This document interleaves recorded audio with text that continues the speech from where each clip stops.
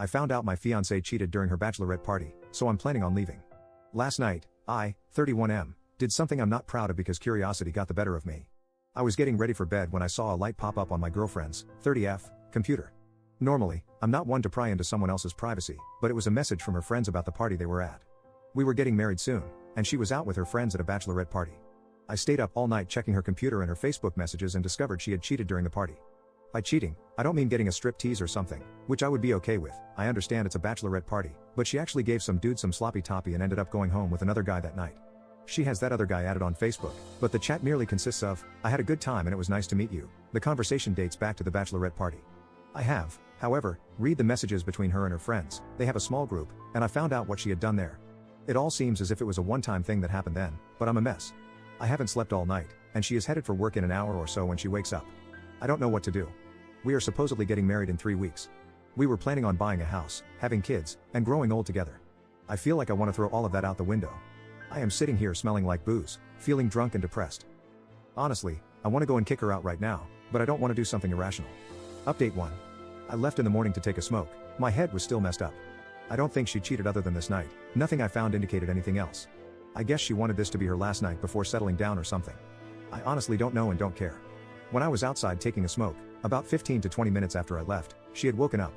She noticed the drinks out and asked me what I had been up to. Basically, she came to give me a kiss and a hug. I followed through with it but honestly felt empty doing it.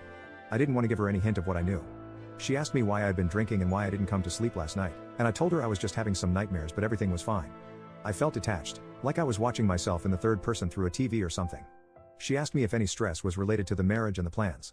I just told her something along the lines of, "I love you. How can you be stressed about the best thing in your life?" After that, she got herself ready and left for work.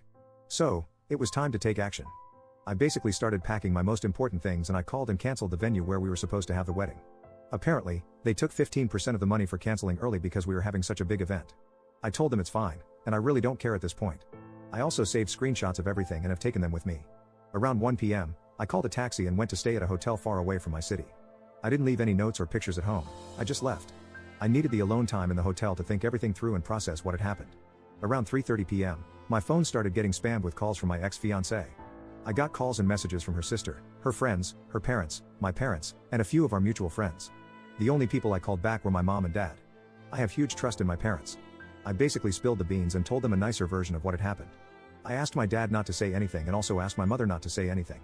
I told them it's ended, it's over, and that I won't be getting married anymore. I also told them not to tell anyone about what I told them.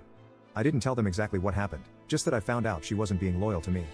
I didn't think giving details would help in any way.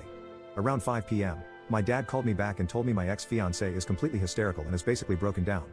Completely not understanding what is going on, I just told my dad not to intervene and that I needed some alone time right now. I basically shut my phone down and have been staying silent ever since. Her sister knew about what happened at the bachelorette party, and I have the text to prove it. She even laughed about it and told her not to feel guilty because it's a bachelorette party, and that women should go all in on this night. I really feel like Neo in the Matrix, dodging bullets in slow motion.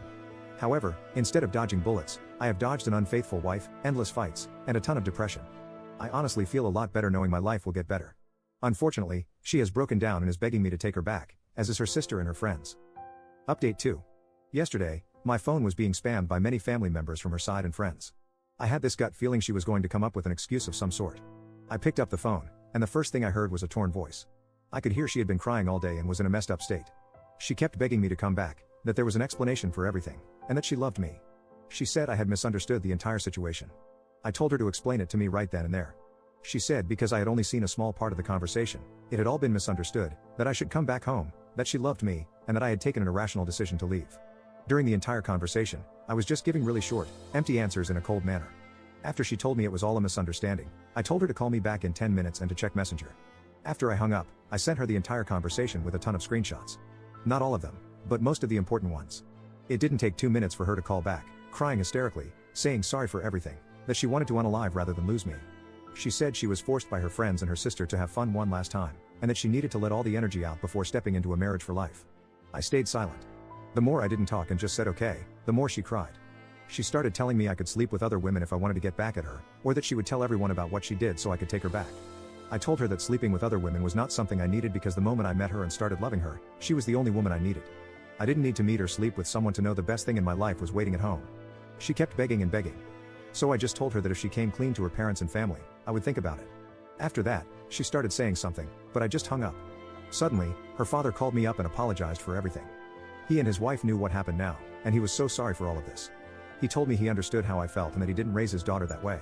His wife basically stole the phone from him and told me her daughter had never been this destroyed before. I politely told her I appreciated her opinion and then said, "I have to go, goodbye." My ex-fiancée called me back and begged me again, saying she told her parents and also sent a text message to our mutual friends about what had happened. She kept apologizing on the phone, and I didn't say much.